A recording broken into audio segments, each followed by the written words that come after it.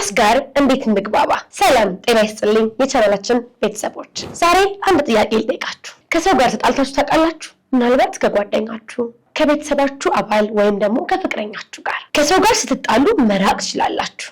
ስልኩን አለማንሳትም ትችላላችሁ። አልፎ ተርፎ ሰፈር ወይም መስሪያ ቤት መቀየር ትችላላችሁ። ነገር ግን ከራስ ጋር ስትጣላ ወዴት ትሄዳለህ? ብዙዎቻችን ትልቁ ጠላታችንም ሆነ ትልቁ ወላጃችን በውስጣችን ያለነው እኛው ነን። 24 ሰዓት አብሮን የሚተኛ አብሮን የሚነሳ በጭንቅላታችን ውስጥ ሆኖ የሚያወራውና ያ ውስጣዊ ድምፅ ሰላም ካልሰጠን ዓለም ላይ ያለው ሀብትና ዝና ሁሉ ትርጉም የለውም።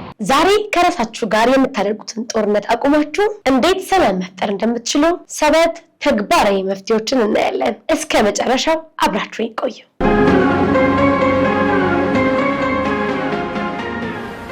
አንደኛ፣ የውስጥ ንግግርን መታዘብ ወይም ሰልፍ ቶክ አዌርነስ። የመጀመሪያው ነጥብ ለራሳችን የምንነግረው ወሬ ነው። አስቡት፣ አንድ ጓደኛ መጥቶ አንተ ሁሌም ትሳሳታለህ፣ እድል የለህም ቢልህ፣ ምንም አይሆንልህም ቢልህ፣ ያ ሰው ጓደኛ ሆኖ ወይም ጓደኛሽ ሆኖ ይቀጥላል?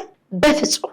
ታዲያ ለራስህ ለምን እንደዚህ ትለዋለህ? ለምሳሌ ኢንተርቪው ወድቀህ ይሆናል ወይም ፈተና አላለፍክም። እኔ ደደብ ነኝ ከማለት ይልቅ አሁን አልተሳካልኝም፣ በሚቀጥለው ግን ምን ማስተካከል አለብኝ ብለህ ራስን አነጋግር። ለቅርብ ጓደኛ የማትናገረውን ክፉ ቃል ለራስ አትናገር።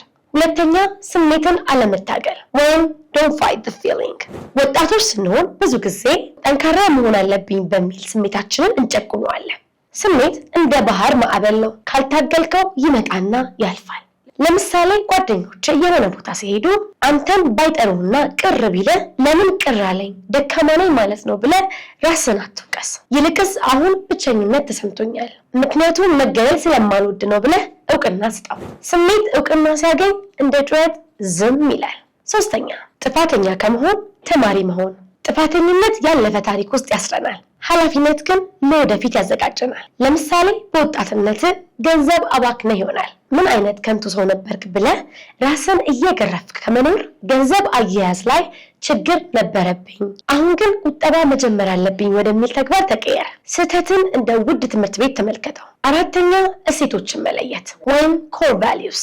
ውስጣዊ ግጭት የሚፈጠረው የምታደርገውና የምታምንበት ነገር ሳይገጣጠሙ ሲቀሩ ነው። ለምሳሌ አንተ ለራስህ እኔ ታማኝ ሰው ነኝ የሚል እሴት ቢኖርህ ግን ጓደኞችን ደስ ለማሰኘት ብለህ ብትረሽ ውስጥህ መረበሹ አይቀርም።